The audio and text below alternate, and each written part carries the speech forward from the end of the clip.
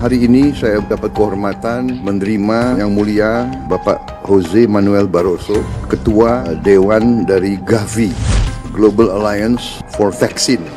Beliau memberi peringatan, kita tidak boleh lengah karena kemungkinan terjadi pandemi bisa sewaktu-waktu. Di Afrika sekarang ada Mpox, kita tetap harus waspada.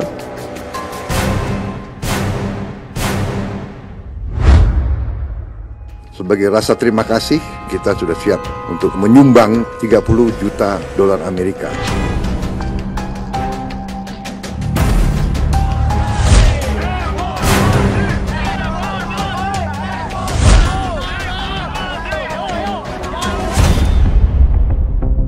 Sekarang ini, para mengkelar di bidang kesehatan, mereka ini hanya menjadikan kesehatan ini sebagai kedok. Mereka memberikan bantuan. Melinda and Bill Gates Foundation ini beserta WHO-nya ingin menjadikan Indonesia itu sebagai market. Kita tanpa disadari, nantinya orang sakit itu bukannya sembuh, tapi bagaimana caranya orang sehat punya ketergantungan walaupun dia tidak sakit. Karena apa? Penyakit bisa diciptakan. But what happens if you just put this vaccine right into a drop of blood? Well, we did that with my blood. Look at that. Oh. Wow, Pfizer. That's the Pfizer, right? Question is, where'd all the cells go? Seriously. I pushed them back. Yeah, like you said, like a nuclear bomb went off. They just congealed it. It shouldn't be damaging to the cells of the body. If anything kills over 10 million people in the next few decades, it's most likely to be a highly infectious virus rather than a war.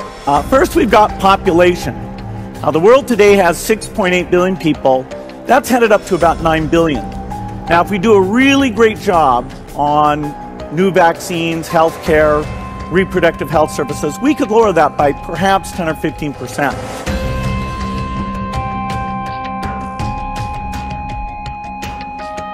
Taking things that are, genetically modified organisms, and we're injecting them in little kids' arms. We just shoot them right into the vein.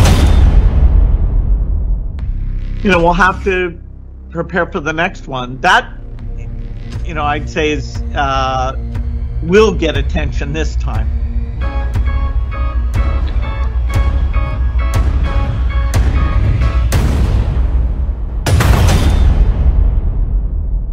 The World Health Organization has become nothing more than a corrupt globalist scam paid for by the United States but owned and controlled by China. Under the next Trump administration, that treaty will be immediately terminated. I would not allow public health to be used as a pretext to advance the march of global government. That's what they're doing, globalists. The United States will withdraw from the corrupt World Health Organization, which, in light of its utter failure on COVID, they had a tremendous disaster on COVID, deserves to be completely abolished and replaced.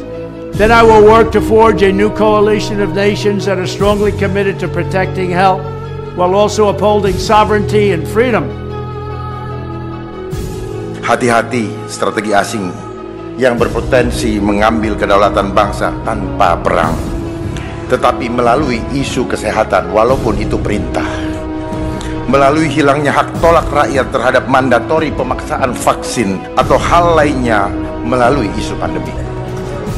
Pidana denda di Undang-Undang Kesehatan Nomor 17 Tahun 2023 itu berpotensi denda 500 juta bagi yang tidak mau divaksin. Denda per orang di pasal 446 itu 500 juta ya, bukan 50 juta atau 5 juta. 500 juta seorang.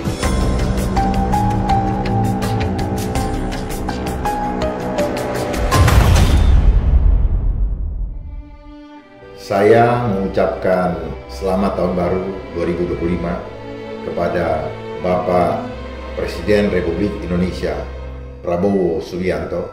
Sekaligus sebagai anak bangsa, saya menghimbau kepada Bapak sekaligus menyarankan agar Indonesia segera menyatakan keluar dari WHO untuk mencegah tidak terjadinya lagi pandemi di bangsa ini.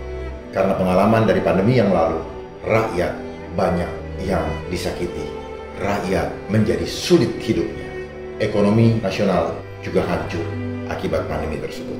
Jangan Bapak mau mendengarkan bisikan dari sales vaksin seperti halnya Gavi, karena yang mereka cari adalah bagaimana Indonesia menjadi market bagi mereka.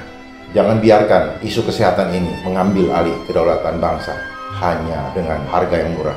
Mereka tidak mau mengambil dengan perang, tetapi dengan isu kesehatan saja bangsa ini akan hancur. Pandemi yang lalu telah membuat banyak kerusakan sosial. Kita adalah makhluk sosial, Bapak. Makhluk sosial yang sejati adalah kita selalu berkumpul bersama-sama, saling tolong-menolong. Yang susah maupun keadaan sakit, kita harus saling tolong-menolong. Demikian pula, jangan sampai terjadi lagi di mana ada larangan ibadah atas nama pandemi. Sebenarnya kita tidak takut. Justru yang menjadi hal adalah bagaimana kita memanage bangsa ini dengan baik, dengan hati yang tulus. Dan jangan biasakan mengada-ada sesuatu yang sebenarnya tidak perlu diada-adakan.